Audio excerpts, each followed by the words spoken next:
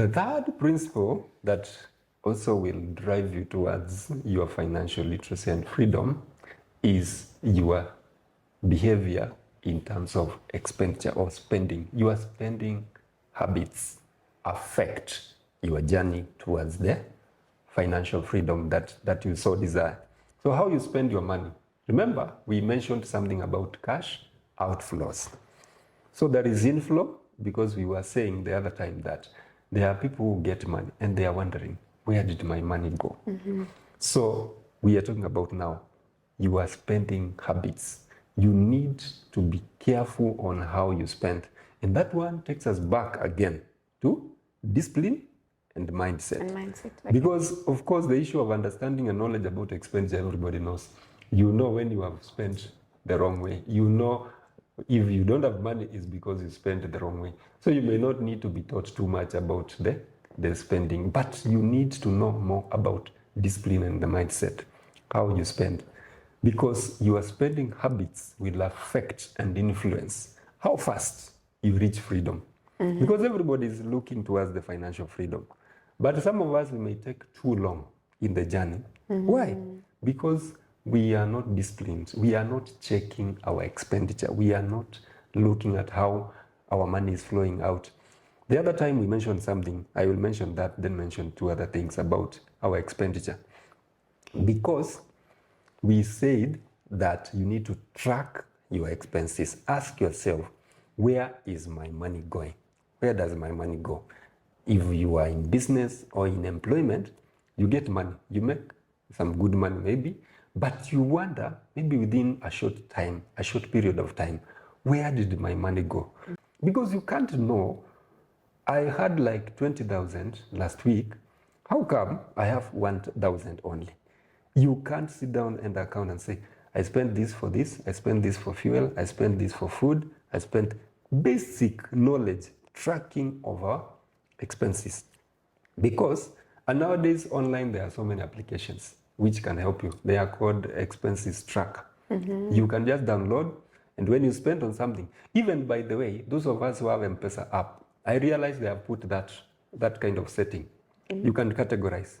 When you pay for something, you go to the app, you open the expenses, that whatever you have spent, and you can categorize. You can show food, you can show transport, you can show fuel, even support to friends. There is that, all that you can categorize. That is one way of tracking your expenses. So that at the end of the month or after a certain period, you can sit down and say, let me check what I've been spending on for this month. Even in the laptops, the Excel, there are those budgets that they have templates. You just need to open the Excel and look for budget templates. You will find it. They are there. And they have even categorized. So they have put formulas. You just need to say, this month food we spent 5,000, or fuel this much, or airtime this much. All that is available. So checking where our money goes is very critical. Then the other thing we need to know is we need to prioritize quality over quantity. Sometimes cheap is very expensive. So you may realize that you bought some stuff or something, some items, large quantities, but low value. So you end up disposing them, throwing them away, or not using because you went for cheap, which did not give you the value that you are looking for. So prioritize in your expenditure value, or actually quality over quantity. Then also you need number 3 on that, on expenditure, is prioritize wants, between wants and needs. What do you want more? Because have you seen guys, and I have seen many guys who find themselves in that kind of, it's like putting one thing ahead of the other. Somebody gets their pay, and the first thing they are spending on luxuries.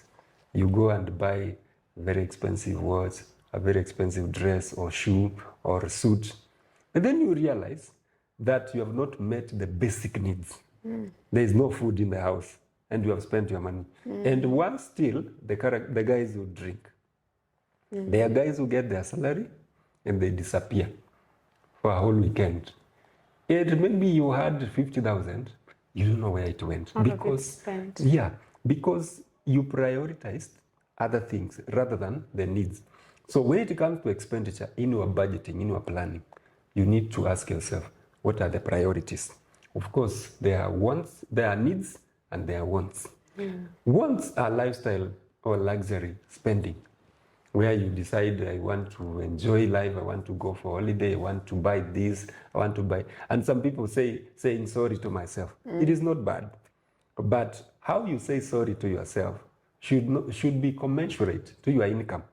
Because the fourth thing I will mention about now spending is always try to spend within your means. And I know this has become a common term. Live within your means. Live within your means.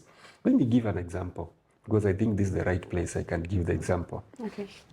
One of the principles that I have, and we have agreed with my wife, is that we will not join Fuliza, we will not join Tala, Mshwari, anything, any money lending apps. We agreed with my wife. Let that not be our portion.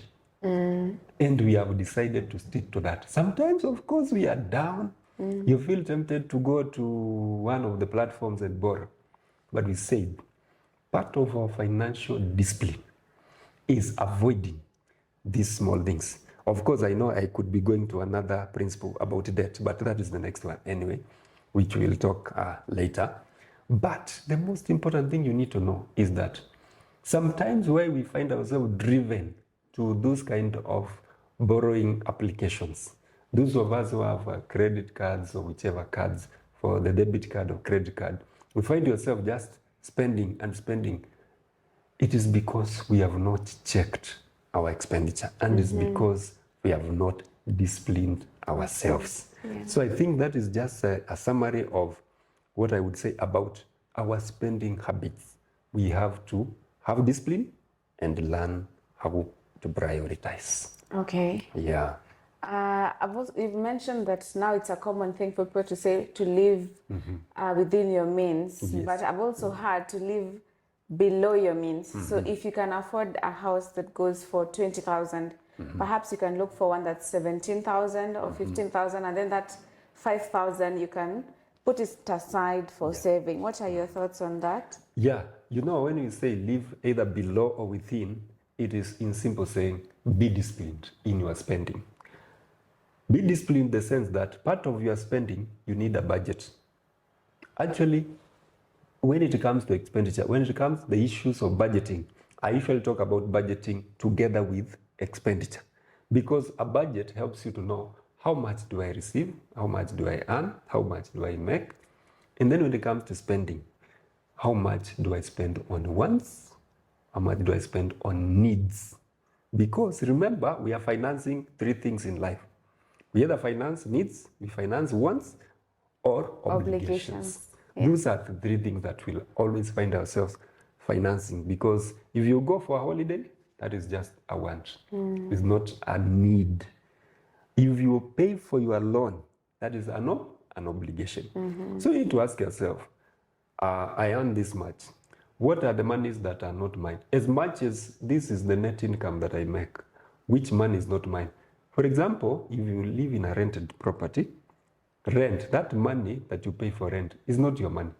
Even if it comes to your pay slip, you are sure that at the end of the month, I'm supposed to pay somebody 20,000.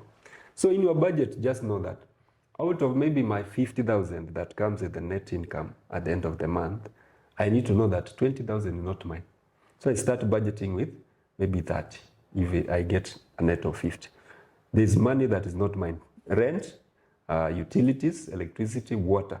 Averagely, you can know that by every month I spend this much for water, this much for electricity. Set that aside. What remains for you to meet other obligations? For example, school fees is also an obligation at times, depending on how you make decisions. Because sometimes you can take your child to a very expensive school and you realize you are not living within your means or below your means. Below means that now you are starting to ask yourself, should I pay this 20,000 for rent if I can pay 15? Should I take my child Let me not mention schools because we are talking about business. Let me not give examples in schools. But should I take my child to a school where I pay 1 million for school fees per term? Or I can still take my child to a good government school nearby where I live and they still get the same quality of education. So that is where you begin to push yourself. The first push is to live within your means. You look at yourself, you can sustain yourself with this much that remains up to the end of the month. But you realize in case of an emergency, I am flat because I'm living within the 50,000. We are just using the example of the 50,000. We have paid rent, paid school fees, bought food, paid water, paid electricity, and then retained something for just airtime and maybe buying a few food items towards the end of the month. You realize by the end of the month, out of the 50,000, I'm remaining with 3,000. That tells you, it's a signal that you are just living within your means. You are at high risk of finding yourself in a financial crisis in case of an emergency, because it means you are spending everything. So you are not keeping aside something for your emergencies. And that's where now the previous principle we have talked about now, savings and investments, and as the seeds for future growth or future emergencies. Because what you save and invest, it is for your future growth of your finances. But also it helps you to cushion yourself from any shocks. You may lose a job, or a sickness can come, or something that needs money. So that tells you, you should always focus on living below your means, so that one, you have savings and investments, which will now help you to enjoy what you want to enjoy. When you have now, you generate more cash to come. Because the journey is towards financial freedom, where you can now finance the needs, the wants, and the obligations without struggle. Yeah, so we push ourselves to live below as much as possible. But the target of living below is not to, like, we are torturing ourselves. We have a goal. And the goal is to save. If I was paying 20,000 for rent, I pay 15. This 5 goes to a money market fund, or I buy shares from Safaricom, I buy shares from Absa, I buy shares from this bank. You know, with the 5,000, you can still buy shares, maybe from 2 or 3 corporates which are listed. So that is a decision you make. So that the 5,000 is in an investment or is working to generate more and more money. Okay. Yeah. Okay. Now, guys, I hope you're flipping onto the next page where you're writing in your notebook.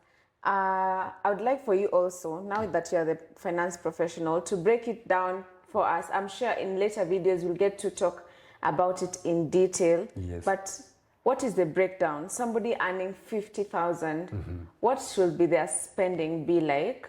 And what are some of the areas, also to speak on the investment, some of the areas they can invest with their money that, with this breakdown, you will allocate for investment? Yes. So let's just use the same example of 50,000. Remember, there's several people have come up with different theories about how to allocate our expenditure. There's somebody who said we should allocate our money into 50, 30, 20 rule, where 50 is meeting your needs, obligations, what you need to sort out, 50%. Then you meet the ones with the 30 and then save the 20. Save and invest maybe. But other people have also come up with a theory that whichever house you live, especially for those who are in rented houses, whatever you pay, it should not be more than a third of your gross. So if you earn 30,000, the only maximum rent you should pay is 10,000. It should not be 15, because now that pushes it to half. Okay. So that should be the guiding principle, especially the expenses that will draw a lot of money out of your net income. Allocate them wisely and adjust accordingly, so that you ask yourself, out of my net, and here we are talking about net, because for those who are salaried or in business, remember, even in business, you maybe are buying stock, so the net profit that remains, that you find yourself, this month we have sold 100,000, and this is the cost of goods that we purchased. we have paid for rent, we have paid people, paid workers. So we have remained with maybe 30,000.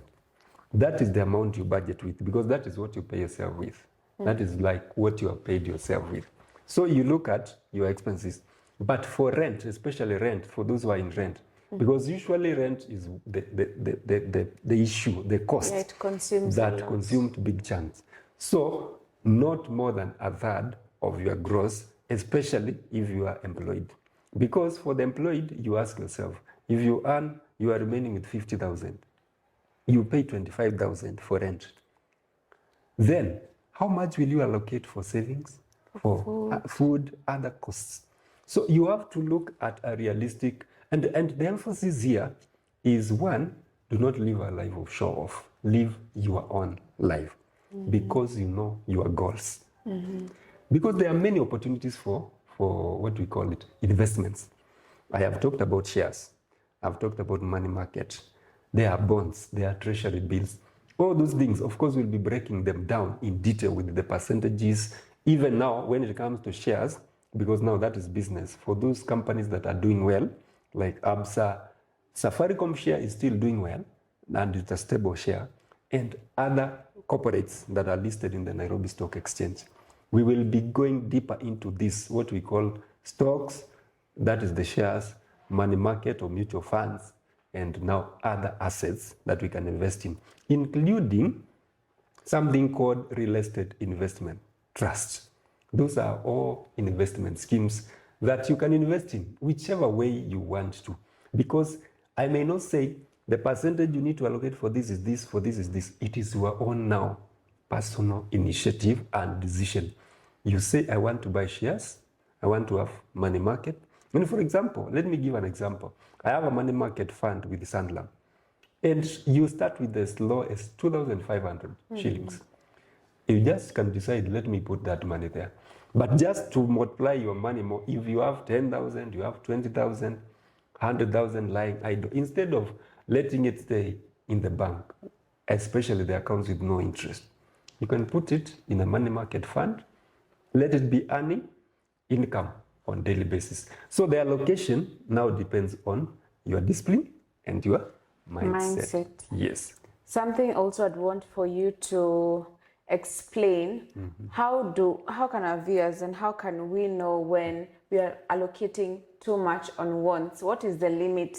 Because you've said it's important for us to also have those wants, the entertainment and the what have you. So how do we categorize and know whether this is the limit, this is where I can stop? Yes. Now you ask yourself, the first question you need to ask yourself, out of all my money, let's go back to the 50,000. Yeah. Out of the 50,000, I have met all those amassed obligations, school fees, rent, a loan repayment. What have I retained after now food and those other things? What have I retained for savings and investment? Because you ask yourself, if you want to go far, you have to plan early and you have to take serious steps. If you want to be able to finance yourself with 1 million, we are earning the same amount, maybe the 50,000. You want to drive yourself in a way that your savings and investments will generate 1 million per month. It tells you that you'll have to push yourself very hard. But there's someone else who is saying, with the 50,000, just want to invest so that you can be giving me 20,000. You see, those are different financial goals. So what determines is your financial goal. You ask yourself, if I was saving 2,000 and investing 2,000 in the money market fund, can I push it to 12,000? Why? Because you want this money market fund to generate some monies later on, which you can enjoy the one. So there is something called delayed gratification. You want to enjoy, but you first delay, we withhold, so that you can enjoy with peace. Otherwise, if out of the 50,000, you are saving 2,000, but for me, out of the 50,000, I have decided I will live in a house where I'm paying maybe 15,000. But out of the 50, you are in a house where you are paying 25,000. You see, the difference between you and me is 10,000. What can 10,000 do? It can do a lot. A lot. You can buy shares, you can invest, you can do something, you can buy an asset that generates income. And remember, when I was talking about skills and services, you can even save to buy something, an asset that can generate income. Remember, I gave an example of a DJ. A DJ, there is a machine, that DJ controller. That is an asset. Because you are invited somewhere, you go and DJ, you are paid. Those guys who hire sound, I saved some money and bought sound system. That is an asset. Why? Because when you have your birthday, when you have a wedding, when you have an event, I come, I supply sound system, it gives me money. So there are some things now later on when the sound system is hired, I have good money. Maybe let's assume somebody hires it for a week and per day I charge you 10,000. So you remember the 10,000 that I saved many years ago, it helped me buy that microphone, that speaker, that in 1 week I made 100,000.